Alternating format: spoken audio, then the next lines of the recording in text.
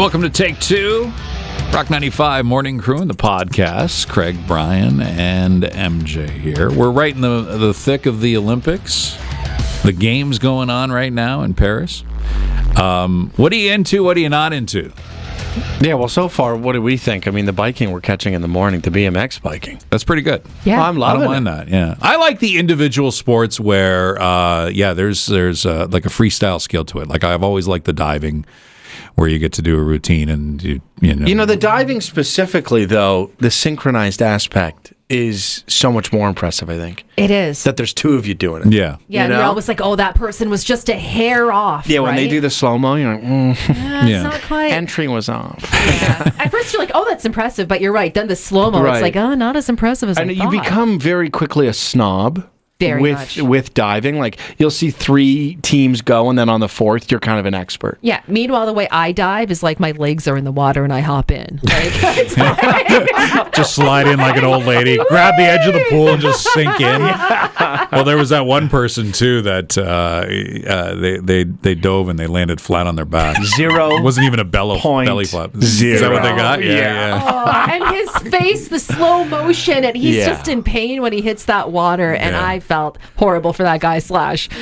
I'm thinking. I know, him even for the his laughs. teammates we watched, because they high-fived him after. We're like, Yeah. It "Oh." was a sad high five. The tweets are hilarious. So there's people like commenting saying, "This is when I lied on my resume." Slam right into it. I care for that stuff more than I do about any kind of team sport. Not that I'm not supporting them, but at the same time, I mean, a team sport is something you normally watch all year round. This is something that's Olympic, it's special, and I'm only ever watching it every 4 years. I'm not watching diving on a regular basis, No. right? So every 4 years, I get 2 weeks of it, and I'm kind of cool with Feels it. very right? Olympic, Right. yeah. Yeah. What don't you like? Okay, so yesterday I watched ping pong. Is it table tennis? Whatever.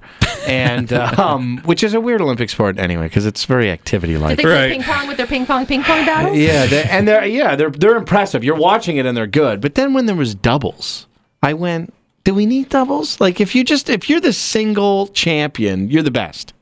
I don't know if we need doubles. Yeah. No. You know? You Yeah. want to share that honor? I feel like that's It's a small table too. Like Yeah. it's not a big table like tennis itself. It's tiny. It's for a basement. It's for one person. sometimes I feel like they just try to create more sports, right? So now they've got ping pong, so let's add another person, Right. And there's every sport has their one, and then they have a double. I know there's sub one. Okay, here's a stupid one. I don't know if you saw it yesterday.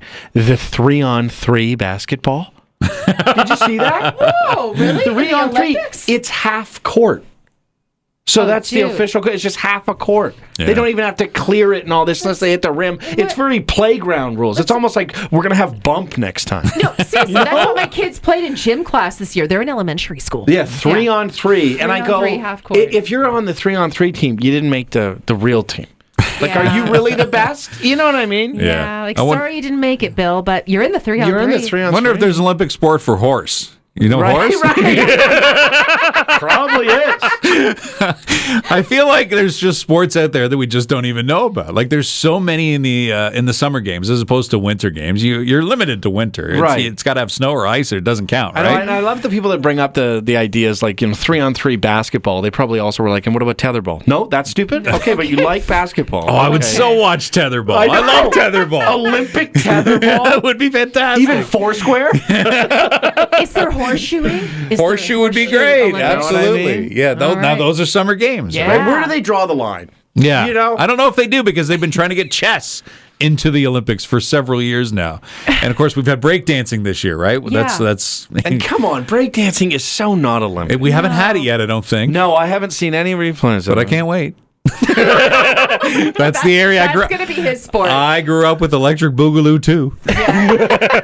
Nice. I did find an article about some of the weirdest sports that they've had in the Olympics, and it's no real surprise as to why they've cut these loose. So, solo synchronized swimming. Well, Wait, what? what? Yeah. That's just swimming. Yeah, kind of. That's So- synchronized with Doing your anybody. own thing. Yeah. So I think a lot of people kind of were scoffing at it, the fact that there's no real synchronization into it when it comes No. down to it, right? Horse long jump and horse high jump. Okay, so boy, that's weird because you would just be like, all right, well, I did this height. Yeah. You're not. There's no other extra But I did style this length. points, right? Yeah. Yeah. This one's funny. Plunge for distance. So this is when you basically dive into a pool, and it's to see how far you can go down. So That's the most terrifying thing I've ever They replaced heard. that with cannonballs. Change it up. Great. cannonball would be great.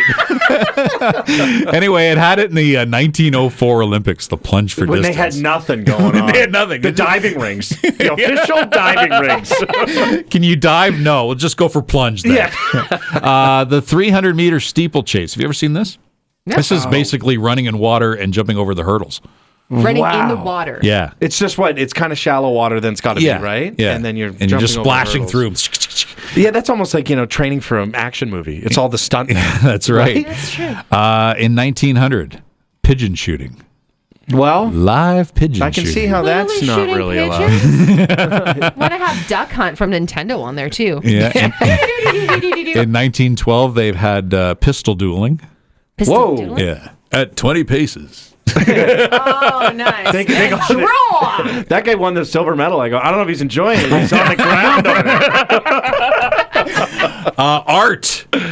Or just art. Art. In 1912 to 1948, they had certain categories of Olympic art where you can do some painting and sculpturing and Talk get about a filler event. So you think the greatest Greek athletes, when they first thought of these things, they're like, oh, but this guy can draw. Yeah. And one time in 1900, which was in Paris, they had poodle clipping. Oh, my That's Lord. right. Wow. Trimming your dog. Craigslist coming up next. Craigslist. All right. So this is kind of interesting. Saw this online. Barrie is actually one of Canada's safest cities. That's always a stat you want to hear. It certainly is. And you see a lot of, talk on social media and stuff about how they feel like, we're living in a tough time and Barrie's getting more and more dangerous. Now, this is serious crime. So this is taken from the Crime Severity Index, and we're talking about very violent crimes here. And it turns out that Barrie has got the lowest score of all the cities that have been surveyed. So the score is 48.05. When I saw that score, I'm like, well, that doesn't really seem that low. It doesn't seem that low. No, not at all. Yeah, I'm looking for more of like a 4. Right? Yeah. But when you compare it to other places like Toronto, which, if you watch the news, there's Right. a lot of crime going on there, 58.5. Vancouver is 90.2. Now, hold on. When you say Toronto 58, we go, only 10 more. Yeah, That's also alarming. that's wild. That's the yardstick, right? Okay. But Vancouver is a lot more at 90.2, and then Edmonton, MJ's got some explaining to do. She's from Edmonton. Why do they have 105? Yeah, What's tell going us on more there? about that. Is everybody packing heat and carrying knives? And is it West Side Story going on there all the time? Totally. North side, south side. That's the way it Real works. tough spot. All right, don't enjoy that new car smell too much, because on hot days it could be dangerous for you. The chemicals of a new car smell are heightened on a hot, steamy day, and apparently that could lead to some problems for you: headaches, eye infections, and even something more serious like a lung disease. Now, both you guys really enjoy a new car smell. Oh, yeah. Who Yeah. doesn't? That's almost the perfect mix of chemicals. Isn't Isn't it? Yeah, We all seem to like that one. that's true. How long does a new car smell last? That's a great question. So I once upon a time did have a brand spanking new car, Right. and even like 3 or 4 years afterwards, I remember my friend got into the vehicle the first time. She's like, that new car smell. I'm like, really? Because I went nose blind to it. Right. Right. do So I after a didn't while, notice yeah. it, so- You must keep a car clean then. Oh yeah, it was a very clean car. This is before kids when it was super easy to keep clean. Oh, things have Now, changed. now it smells like goldfish and Wow. old Hoarders. cigarettes and- But they do suggest you park your car in the shade when you get a new car, so it doesn't overheat and you get that Well, I can't intense get car a smell. buzz that way. MJ's not doing it, pal. Are you the type of person too that sniff the freshly photocopied sheets when you got them in school Oh, too? you hug them. Yeah, give it a little heat off. Smell them. Or the rubber cement. Do you guys remember the rubber cement glue? Yes. Kind of. Yeah, it was this glue, and on the lid, it was attached to a brush. The brush was attached to the lid. So you lifted it up, and it was this really tough glue, but it smelled. Oh. I'm going to sound so bad. Us kids would huff it, like, all the time. We'd get so excited. We'd be like, okay. MJ does not condone sniffing glue. Edmonton, eh? Funny. Very funny. Wonder why our crime rate's so high. And we'll wrap it up by going back to the Olympics because this has been a fun time seeing Snoop Dogg get involved in the Olympics. He's been outshining every athlete so far. He really has. Yeah. There's been some things that he's been. He's just being Snoop Dogg. That's his personality. He's very much right? himself. Yeah. I don't know if you would ever watch badminton in real life or maybe listen to badminton on the radio. It doesn't seem like a real radio sport, but the call for Snoop Dogg and badminton is quite impressive. He's got it down pat. Let's take a listen. It can reach over 250 miles per hour. Oh, I love this badminton right here. This is a great rally right here between China and the U.S. right here. As you see, it don't stop till the casket drop. They rocking and rolling, back and forth. Give me that. No, I need that. No, over here. No, over there. What about over there? No, what about there? No, give me that. I need that. That too.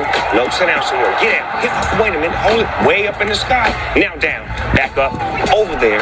Now over here. Get out the way. Move. I told you we need that. He should call everything. Listen to Craig, Brian, and MJ, the Rock 95 Morning Crew on Barrie's Rock Station, Rock 95.